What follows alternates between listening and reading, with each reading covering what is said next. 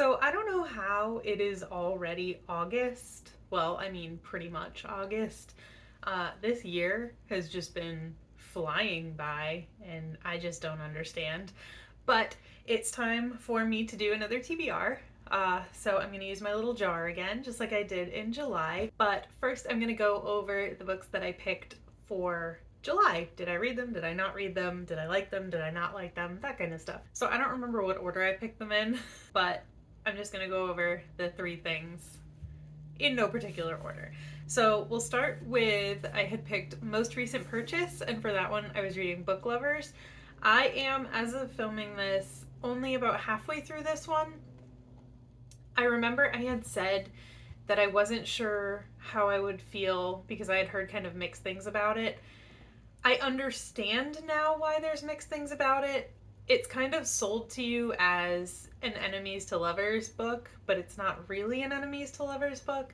It's more of just like a casual work acquaintances that didn't get off on quite the right foot to lovers, if that makes sense, I guess. But yeah, so far I'm really liking it. I'm, like I said, only about halfway through, so I will be continuing this in August. I had pulled next in series, and for that one, I had chosen The Liar's Knot by M.A. Carrick. It's the second in the Rook and Rose trilogy. I found out that it's a trilogy. The first one being The Mask of Mirrors. It took me a decent way into July to finish The Mask of Mirrors, and then I didn't pick this one up right away, so I'm actually only about 20 pages into this right now.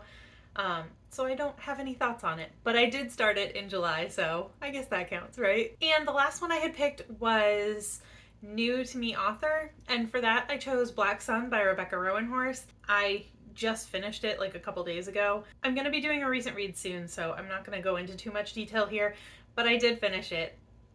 It was a good book, but it wasn't for me. That's all I'm going to say here. But I did read it, so I finished one out of three, and I started the other two. So I at least started everything that I planned on reading in July. All right, let's get right into my next three picks. And I am sticking with three because I think that was a good number. Like I said, I was at least able to start all of the books. It wasn't some crazy TBR that I was never going to get to everything. Okay, so pick number one. This one. Okay, so it's LGBTQIA+, so just a book that has some sort of rep in it.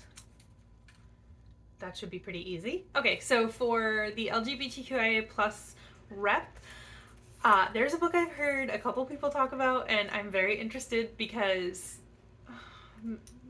little bit of a ramble before I get to the book. I've been having issues reading things with high stakes.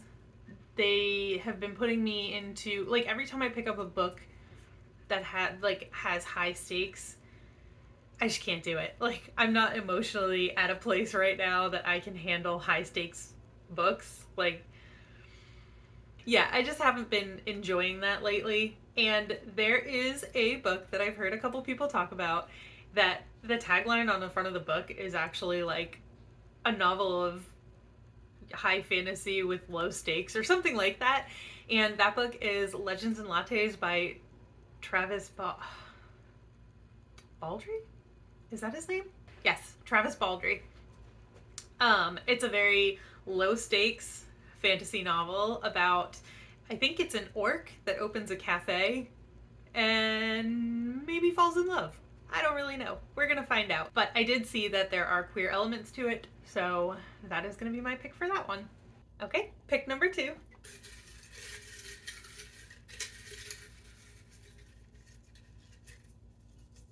This one.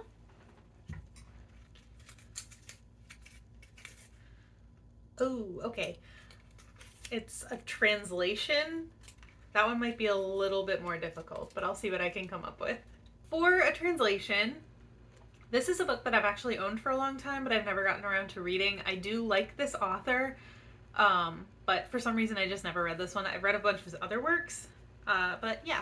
So that is Norwegian Wood by Haruki Murakami. I bought this years ago. I probably bought this when I was either in high school or college, and I've just had it hanging around and I just never got to it. Like I said, I've read some of his other works, and I've enjoyed them. So this one's just been hanging around and I haven't read it yet, so I think it's about time that I pick it up. And pick number 3.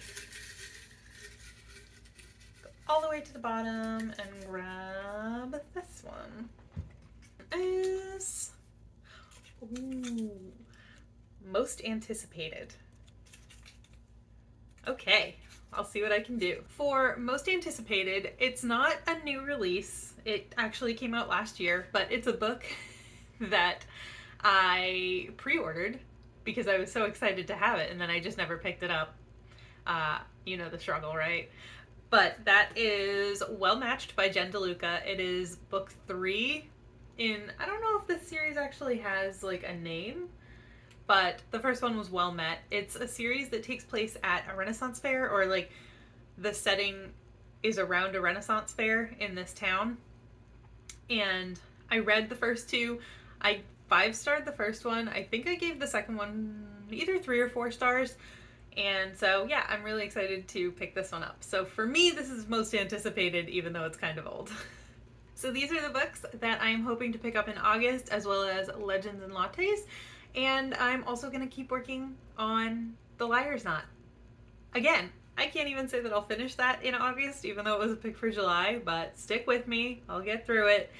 I'm just a very slow reader when it comes to physical reading these days. So it's also good that these books are both really short. So yeah, that's it for this video. And let me know if you've read any of these books, if you enjoyed them, if you think I'll enjoy them, and I'll see you next time. Bye.